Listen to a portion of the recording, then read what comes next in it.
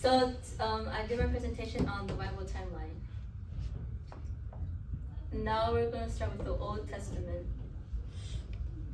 The beginning. So in the beginning, which starts in Genesis, God created the heavens and the earth. He then for 6 days took his time, and he filled the earth with his beautiful creations. And then later he made man and woman. He later named them Adam and Eve. And then soon after they fall into sin, because Eve was just like taking a stroll through the garden one day, and then she came across this tree, and then this tree was the tree that God told them not to eat. But Eve was deceived by the snake. So Eve was deceived by the snake. So she took a bite of the fruit. So she took a bite of the fruit, and she also tricked Adam to biting the fruit as well. And then therefore, they felt ashamed after they realized that they were naked. And then God came down, and then he was like, Adam, Eve, where are you? And then they were so ashamed that they hid from God. So then later, God kicked them out of the garden, and they were banished from the Garden of Eden. And then the Bible introduces us to Cain and Abel, who are the sons of Adam and Eve. And through their introductions, they also introduced another sin called jealousy. Cain was jealous of Abel because God was favoring his gifts more than Cain's gift. So Cain just fell into jealousy that he murdered his own brother. That he murdered his own brother. And then the next introduction is Noah. God commanded Noah to build this big ark because God didn't like the world or how humanity was in the world. People were like full of greed. They were like really mean to each other.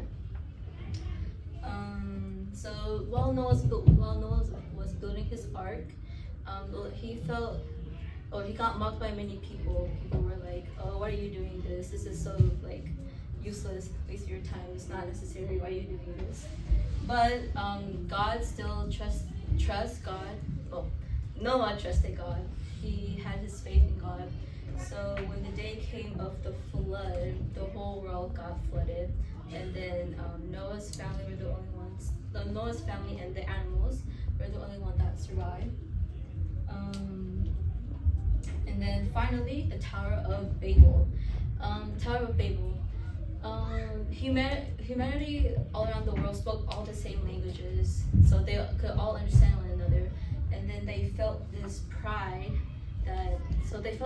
and they wanted to build a big tower that reached the heavens. So they built this tower, but God saw this and thought, no.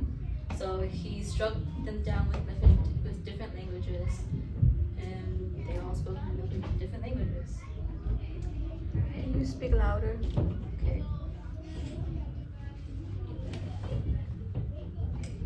Wait, there's a slide missing.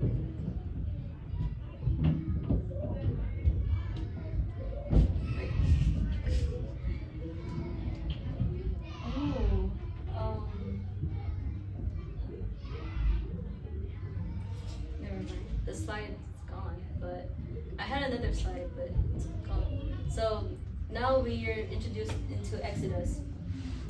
Moses, he was Yes, speak like that. Moses, he was born into a Hebrew family during the time where Hebrews were killed and executed.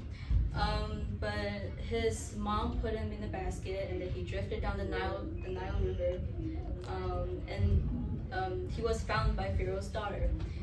She adopted him into their family, and then he was raised by his brother Pharaoh. He continued to grow in their family until Moses, one day he killed an Egyptian, and he fled.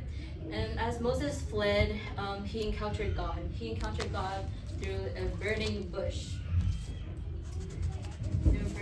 And God commanded Moses to go back and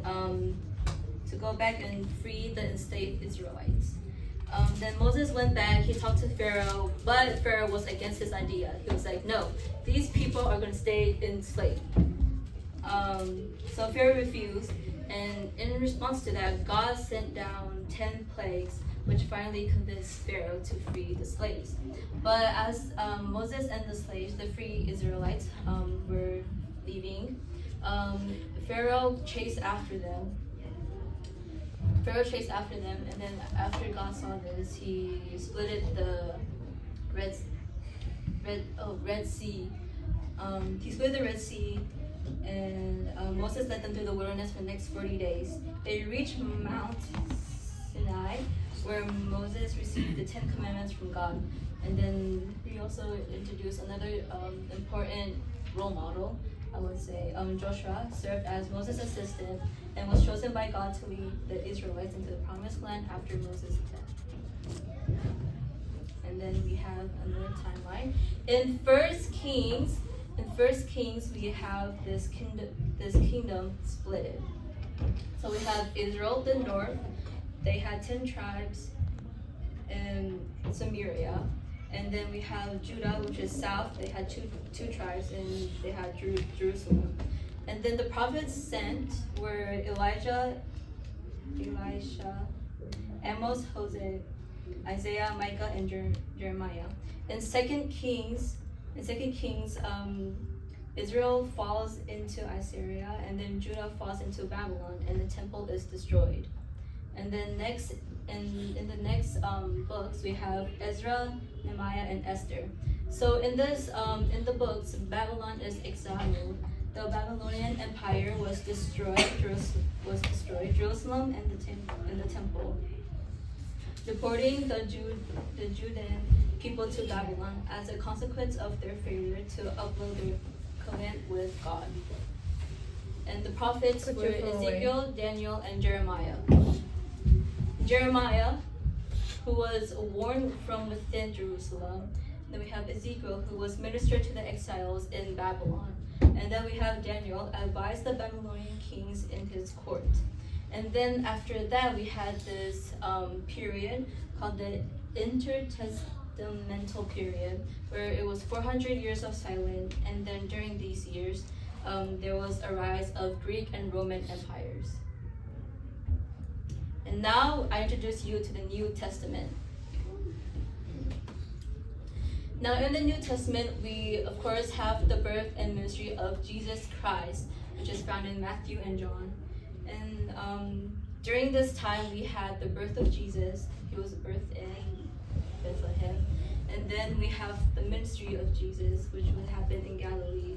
And then we also have his death and resurrection. And then next, we have the early churches, which happened in Acts and Epistle. During this time, we had Pentecost, which was when the Holy Spirit comes, in Act 2. And then we have Paul's missionary journeys, which were Paul's mission to spread the message about Jesus to both Jewish and non-Jewish communities. Then we have letters written, which were Romans, Corinthians, Galatians, and etc. And then we have persecution and expansion, which happens in Acts, Epistle, and Revelation. Rome persecutes the Christians, and then destruction of Jerusalem and the temple happened, and then John's Revelation was written. Then I have my favorite Bible verses. The first, I added two. The first Bible verse reads Psalm 16:8. I have set the Lord always before me, because he is my right hand, I shall not be moved. This is one of my favorite verses because I am reminded that God is always next to me. So whenever I'm going through struggles, when I'm facing